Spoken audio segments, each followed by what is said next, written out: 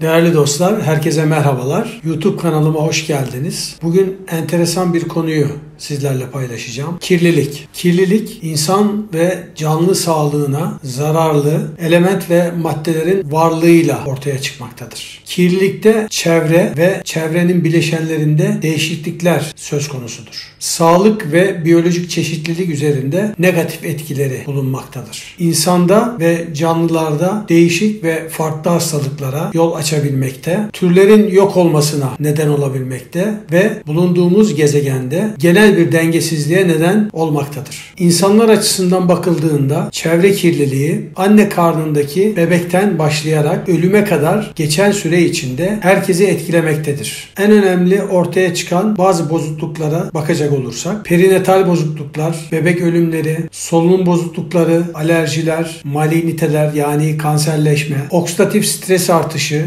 endotelyal disfonksiyon, kardiyovasküler hastalıklar, nörodejeneratif hastalıklar, zihinsel bozukluklar örnek olarak verilebilir. Yapılan birçok çalışma biraz önce söylediğim hastalıklar ve diğer kronik hastalıklar, kanserler ve organ bozukluklarına neden olduğu yazılan makalelerde gösterilmiştir ve bu konuyla ilgili oldukça çok sayıda makale bulunmaktadır. Yani bilimsel bir gerçeklilik söz konusudur. Çevre kirliliğinde en önemli 4 etken bulunmaktadır. Fiziksel, kimyasal, biyolojik ve son olarak da elektromanyetik etkenler söz konusudur. Şimdi burada sizlere 10 adet çevre kirliliği ile ilgili kısaca bilgiler vermek istiyorum. 1. Hava kirliliği. Solunumla birlikte en yaygın ve en tehlikeli çevre kirliliğidir. Çünkü havadaki oksijen miktarı azalmakta. Bunun yerine insan ve canlı sağlığına negatif etkilerde bulunan farklı gazlar ortaya çıkabilmektedir. Bunlara ilaveten artmış su buharı ve toz da işin cabasıdır. Yani bunlar da ilave edildiğinde hava kirliliği boyutu daha da artmaktadır. Hava kirliliği partikül miktarına göre değerlendirilmektedir. Dünya Sağlık Örgütü'nün tanımladığı normal bir değer vardır. Dünya Sağlık Örgütü'ne göre yıllık ortalama değer 20 mikrogram bölü metreküptür. Bunun üzerindeki değerler canlı sağlığına zarar vermektedir.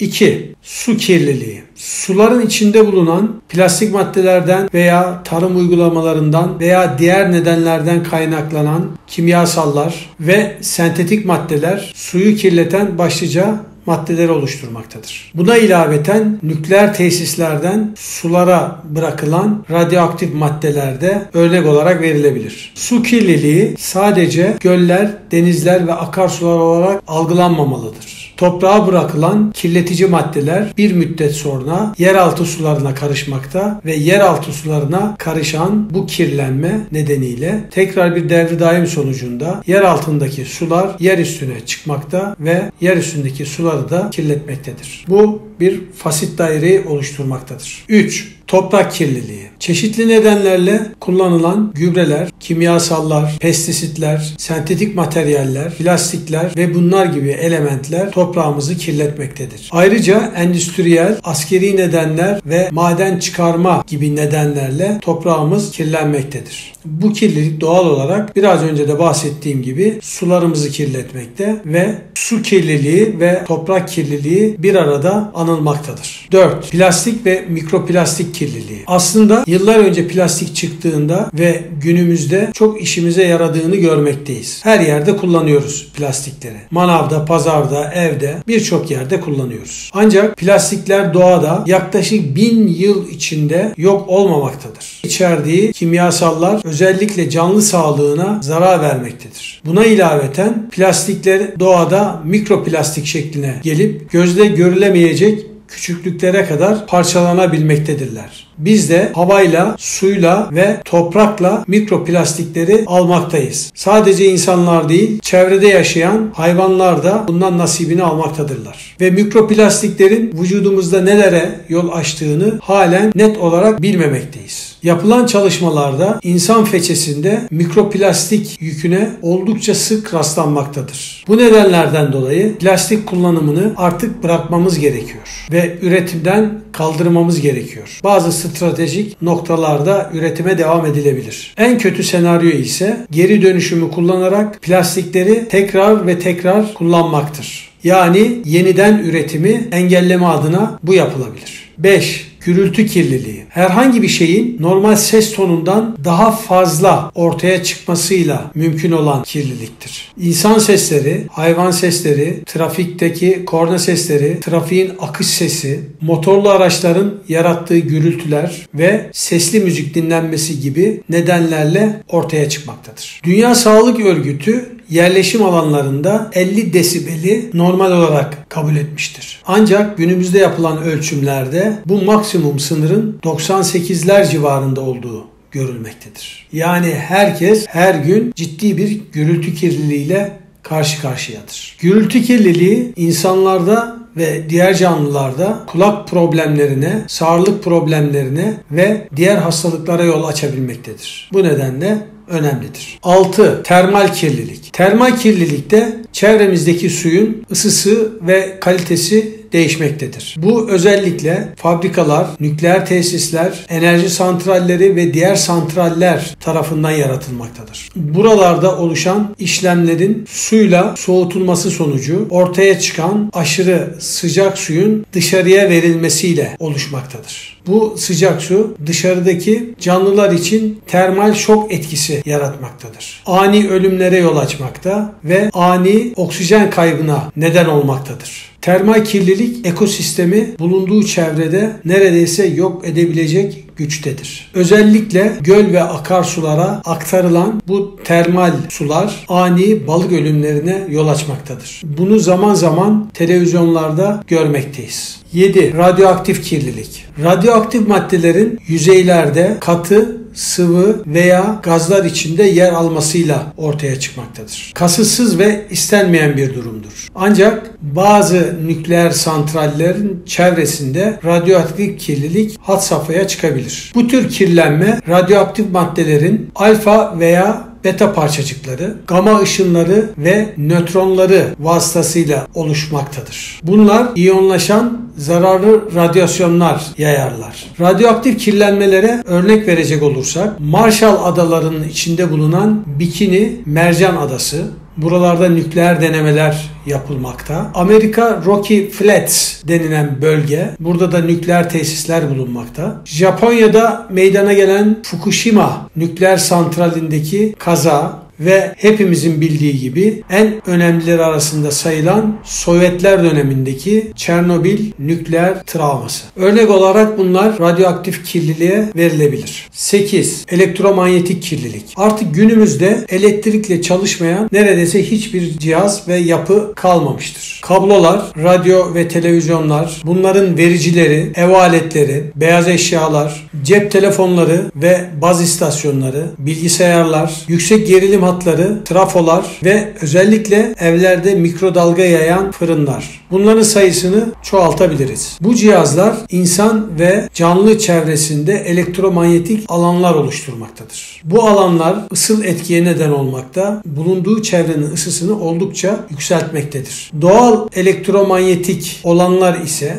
güneş, yıldızlar, dünya içinde yıldırım düşmesi ve uzay boşluğu. Bunlar da doğal örnekler olarak verilebilir. 9. Işık kirliliği. Işık kirliliği ışığın rahatsız edebilecek şekilde kullanılmasından kaynaklanmaktadır. Ve modernleşme çağında özellikle geceleri dışarıya baktığımızda her tarafın ışıklarla dolu olduğunu görmekteyiz. Bu sadece insanlara değil, aynı zamanda kuş türlerine de ve diğer canlılara da zarar vermektedir. Kuşların göç yollarını yanıltmaktadır bu kirlilik. Ayrıca yanlış yönde ve miktarda ve ışık kullanılmayan yerlerde ışığın kullanılması da ışık kirliliğine yol açmaktadır. Bu kirlilik farklı şekillerde gerçekleşir. Işık taşması, kamaştırıcı ışık, aşırı ölçüde ışık ve gökyüzü aydınlatmaları örnek olarak verilebilir. Aslında ışık kullanımının da bir mühendislik alanı olduğunu unutmamamız gerekiyor. Işık insanda metabolizmamızı ve hormonları etkileyerek farklı rahatsızlıklara neden olabilmektedir. Bunlardan en iyi bilineni melatonin hormonudur. Işıklı ortamda melatonin salgılanmamaktadır ve bu nedenle uyurken karanlık bir odada uyumak sağlık açısından oldukça faydalıdır. 10.